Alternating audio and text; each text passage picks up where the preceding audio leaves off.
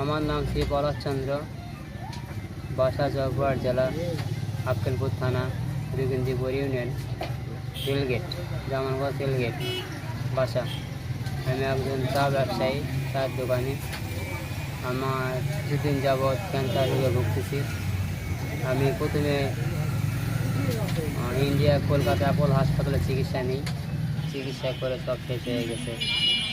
এখন আর চিকিৎসা করার মতো আমার কাছে কোনো টাকা পয়সা নেই। আমার ফ্যামিলির পুরো দায়িত্ব আমার উপরে। আমি চিকিৎসা করবো না সংসার চালাবো বুঝতে পারতেছি না। তাই সমাজের বিত্তবান লোকদের প্রতি আমার আকুল আবেদন, যে যা পারবে আমাকে একটু আর্থিক সহযোগিতা করলে আমি বাঁচতে পারবো। ক্যান্সারে আক্রান্ত বাংলাদেশের চা বিক্রেতা পলাশের বাঁচার আকুতি।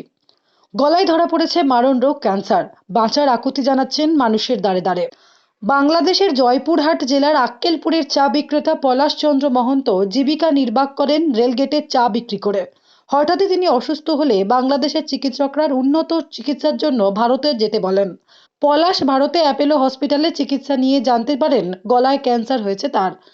তবে জমানো টাকা ভারতে চিকিৎসা করতে শেষ হয়ে যাওয়ায় পরিবার ও নিজের ব্যয়বহুল চিকিৎসার ব্যয় মেটানোর অপারগ হওয়ায় অর্থের জন্য বিত্তবানদের সাহায্য চাইলেন চা বিক্রেতা পলাশ।